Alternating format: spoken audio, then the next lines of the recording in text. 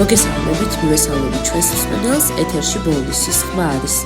ბოლნისის ხმა პროექტების სიხმის ფარგლებში ხორციელდება, რომლის მხარდამჭერია გერმანიის საგარეო საქმეთა სამინისტრო და DVV International-ი. დღევანდელ ჩვენს გადაცემაში ვისაუბრებთ პროექტი კინოსახელოსნოს შესახებ. 2024 წლის სექტემბერ-ოქტომბერში გოთეს ინსტიტუტთან პარტნიორობით პროექტის შემოქმედებითი კომპასის ფარგლებში ბოლნისელი ახალგაზრდებისა და მოწვეული კინემატოგრაფისტების დახმარებით ქალაქ ბოლნისში 14-17 წლის მოზარდებისთვის კინოსახელოსნომ გამართა შეხვედრა. კინოსახელოსნო 8 სესიისგან შედგებოდა და 21 სექტემბრიდან 13 ოქტომბრის ჩათვლით ყოველ შაბათ-კვირას ბოლნისის ზრდასრულთა განათლების ცენტრში ხორციელდებოდა. კინოსახელოსნო მოზარდებისთვის ბოლნისში ხორციელდება პროექტის შემოქმედებითი კომპასის საგრატო კინოსახელოსნო მოზარდებისთვის ბოლნისში ხორციელდება პროექტის შემოქმედებითი კომპასის საგრატო კომპონენტის შემოქმედებითი კავშირების ფარგლებში, რომელიც საქართველოს რეგიონების შემოქმედებით სექტორში ახალი შესაძლებლობების გაჩენას, ცოდნის გაცვლასა და თანამშრომლობითი კავშირების გაღრმავებას უწყობს ხელს. უფრო დეტალურად პროექტის შესახებ, საიდან გაჩნდა იდეა და ყველა დეტალის შესახებ ჩვენს ინტერვიუში მოისმენთ, რომელიც ბოლნისის ხმის მოხალისე ჟურნალისტებმა მოაბზადეს. რა არის კინოსახელოსნო და როგორ გაჩნდა მისი შექმნის იდეა? ერთი წლის წინ ვიყავით მეგობრები რამდენიმე ბოლნისის კინოთეატრში, სადაც მოდერაცია ჰქონდა ფილმის, ასევე ფილმს ვაჩვენებდით და მაშინ გავიცანით აქ ბოლნისის კინოთეატრთან, პრინციპში კინოთეატრის გადარჩენასთან დაკავშირებული ადამიანები, ლაზარე და ვანო და ეგ იყო რაღაცა საწყისი წერტილი ჩვენთვის, რომ გვეფიქრა იმაზე, როგორ შეიძლებოდა ბოლნისში მოგვიანებით ისე დაუბრუნებულიყავით და თან როგორ შეიძლებოდა რაიმე პროექტით. და პრინციპში ამის რაღაცა გაკეთების, მართლა რეალობად ქცევის საშუალება იყო ის, რომ გოეთეს ინსტიტუტმა გამოაცხადა უკვე თავისი პატარა გრანტი, სადაც საშუალება ჰქონდა მართლა რაღაცა ის ოცნებასავით ამბავი რეალობად გვექცია. რა მიზანს ემსახურება ეს პროექტი და ვისთვისაა ის განკუთვნილი? პროექტი განკუთვნილია 15-17 წლის მოსწავლეებისთვის, მოზარდებისთვის, რომლებიც დაინტერესებული არიან კინოთი, ვთქვათ, შეიძლება ან იციან კინოს შესახებ, მსოფლიო კინოს ან ქართული კინოს შესახებ, ან სურვილი აქვთ იცოდნენ უფრო მეტი და მიზანი არის ის გაიცნონ კინო და მისი ისტორია სხვადასხვა პროფესიის ადამიანების პერსპექტივიდან, იქნება ეს რეჟისორი, კინოს მხატვარი, კინოს მკვლევარი თუ ასე შემდეგ. რომელ ფილმებზე ან თემებზე მუშაობთ კინოსახელოსნოში? კინოსახელოსნოზე მუშაობ, ისა ჩვენი მთავარი სურვილი იყო, რომ ყოფილიყო შეხვედრები უფრო სხვადასხვა სპეციფიკის გამოცდილების მქონე ადამიანებთან. მაგალითად, ჩართულები ყოფილიყვნენ კინოს მკვლევრები, კინომცოდნეები თუ ფილოსოფოსი, რომელიც თეორიულ ნაწილს თქვათ აიღებდა მეტად საკუთარ თავზე, ან უფრო პრაქტიკულად კინოში მომუშავე ადამიანები, კინორეჟისორის, კინომხატვრის თუ კინოოპერატორების სახით. როგორ არის ორგანიზებული სასწავლო პროცესი კინოსახელოსნოში და რა უნარჩვევებს ინახებენ მონაწილეები?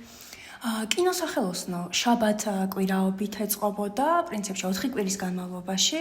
მთავარი ჩვენთვის რაც სურვილს წარმოადგენდა, იყო ის, რომ შექმნილიყო რაღაც სივრცე, სადაც ადამიანებს ერთმანეთის გაცნობის შანსიც ექნებოდათ, ახალი ინფორმაციის მიღებისაც, კინოს პროფესიონალებთან შეხვედრისაც და მეტი რამის გაგების, ვთქვათ, იმ ნიუანსებზე, რომელიც ამ საქმიანობასთან შეიძლება იყოს დაკავშირებული. რამდენად მნიშვნელოვანია თქვენთვის ქართული კინემატოგრაფიის განვითარება და რა როლს თამაშობს კინოსახელოსნო ამ პროცესში? მე ვფიქრობ, რომ განსაკუთრებით მნიშვნელოვანია დეცენტრალიზაციის პროცესი და არ ვფიქრობ, რომ საჭიროა სრულიად კონცენტრირებული ვიყოთ თბილისზე და ქალაქზე. რადგან რეგიონებში არის პოტენციალიც და სურვილიც იმის, რომ ადამიანებმა მეტი ისწავლონ და მეტი გაიგონ. მაგრამ მათ არ აქვთ როგორც წესი ამის შესაძლებლობა. ამიტომ ჩვენი სურვილიც, ვთქვათ, ბოლნისში ჩამოსულიყავით, ეს ერთი მხრივ იყო განპირობებული იმით, რომ ჩვენი თვალით ვნახეთ, რომ ბოლნისის კინოთეატრში დადიოდა მაყურებელი და მეორე მხრივ გავიცანით ადამიანები, რომელსაც კინოთეატრის გადარჩენის სურვილი ამოძრავებდათ. გამოდის, თბილისი არ არის ერთადერთი ქალაქი, სადაც ადამიანებს ხელმისაწვდომობა კულტურაზე და განსაკუთრებით კინოზე, ფილმებზე, კინოს ისტორიაზე სჭირდებათ. თქვენი აზრით რა გავლენას ახდენს ეს პროექტი იმაზე, რომ ბოლნისის კინოთეატრი კვლავ ამუშავდეს? ხო, შეიძლება რთული სათქმელია ის რა გავლენას ახდენს, მაგრამ პირადად ჩემთვისაც мотиваცია იყო სწორედ ეს. რომ დამენახა მეც და მათ შორის ვთქვათ, იმ ადამიანებსაც, რომლებიც ჩართული იყვნენ კინოთეატრის გადარჩენის პროცესში, დაინახათ სურვილი იმისა, რომ მართლა არსებობენ აქ ადამიანები, ახალგაზრდები, რომელსაც აინტერესებთ კინოს ყურებაც, კინოს პროფესიონალებთან შეხვედრაც, კინოს ისტორიაზე მეტის გაგებაც, ვთქვათ, და შეიძლება ეს იყოს მათთვის შემეცნების ნაწილი ერთ-ერთი. ძალიან დიდი მადლობა ესეთი საინტერესო ინტერვიუსთვის. მე დღეისთვის გემშვიდობებით, წარმატებულ კვირას გისურვებთ. ასევე გიტოვებთ ჩემს მეგობრებს თეთრი კარვიდან, იხალისეთ, მოусმინეთ და წარმატებულ კვირას გისურვებთ.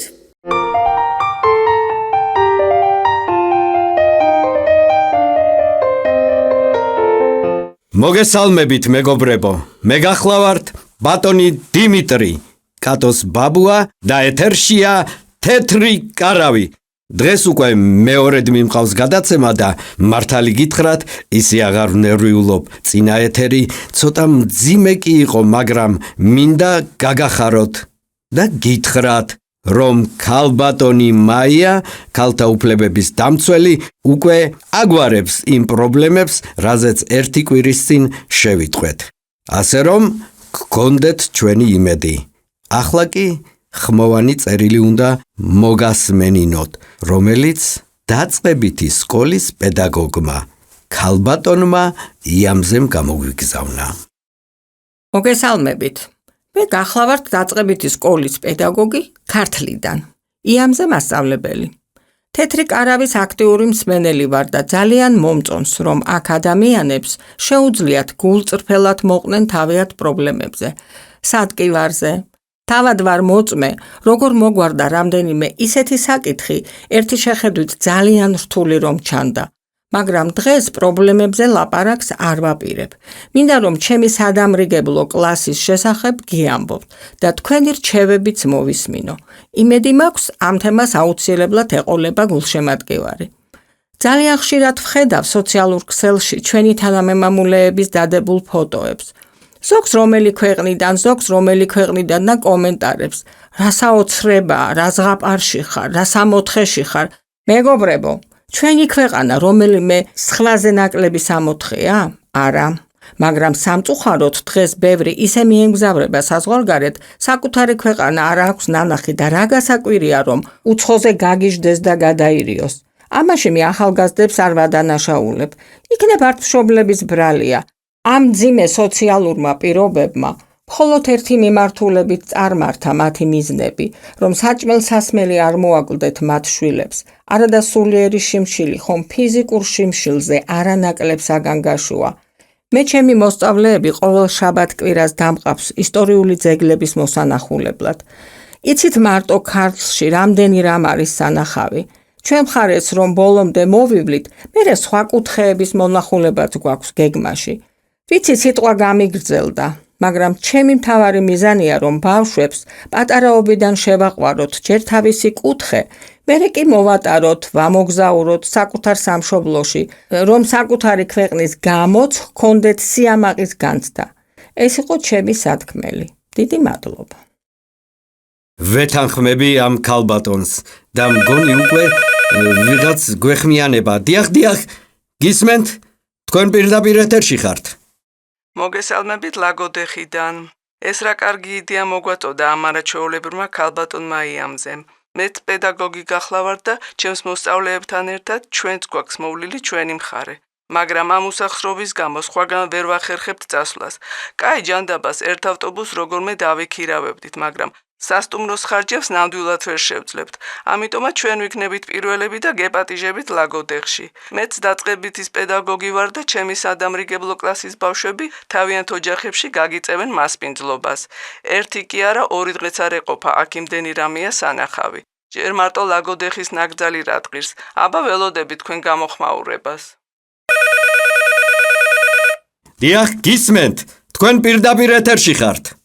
მე პენსიონერი ქალი ვარ რაჭიდან, ნათელა ვარ თქვენ შემოგევლეთ პენსიონერი 68 წლის ონიდან. ჩამობრძანდით ჩვენთან ონში მასწავლებლები, მოსწავლეები, გინდა ჩემსავით პენსიონერები, ყველას გამოგიძებნით დასარჩენს. აბა რა, სხვა თუ არაფერი გვექნება ლობიანებს მაინც დაგიცხოვთ. აქ კიდე სანახავის მეტი რა არის, მაგას რა ჩამოთვლის, ბარაკონს გაჩვენებთ, ნიკორწმინდას, უწერას, შაორის ტბას, გელოდებით კეთილი გულით.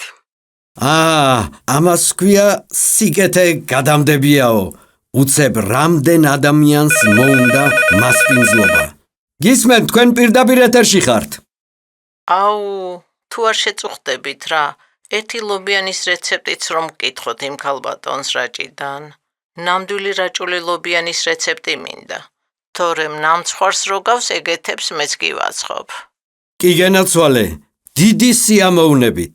ახლა ჩვენი დრო სამწუხაროდ უკვე ამოიწურა, მაგრამ შემდეგ შეხვედრისას პირობას გაძლევთ, რომ პირდაპირ ლობიანის რეცეპტით დავიწყებთ. აბა, მომავალ შეხვედრამდე.